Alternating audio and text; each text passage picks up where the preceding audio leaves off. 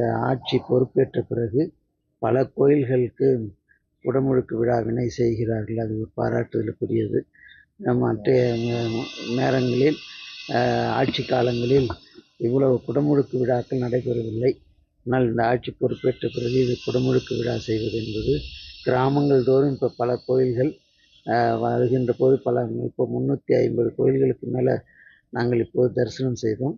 எங்கே பார்த்தாலும் திருப்பணியும் அல்லது குடமுழுக்கு நடந்ததாகவே காண்பிக்கப்பட்டிருக்கிறது. இது ஒரு சிறப்புக்குரியது. மக்கள் அனைவரும் இந்த மார்கழி மாதத்தில் வழிபாடு செய்தால் உடல் நலமும் உள்ள நலமும் பேணப்படும். மார்கானா மார்க்க சீரிஷம் என்று சொல்வதில் மாதங்களில் மார்கழி மாதம் சிறப்புடையது. 2 அயனங்களாக பிரிக்கப்பட்டதில் இது தட்சிணாயன புண்ணிய காலம் நிறைவு காலம். இது அடுத்தது உத்தராயண புண்ணிய காலம் தொடக்கம். இந்த மார்கழி மாதத்தில் தான் பெண்கள் எல்லாம் நல்ல கணவன் வேண்டும் என்றும் நாட்டில் மழை பொழிய வேண்டும் என்பதற்காக நோன்பு இருக்கின்ற காலம் இந்த காலம்.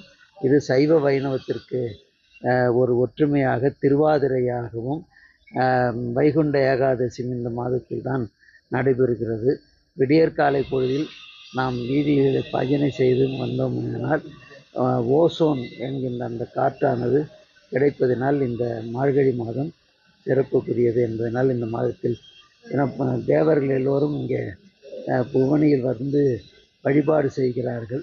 அதனால் இந்த வழிபாட்டிற்காக இந்த தலத்திற்கு வந்திருக்கிறோம்.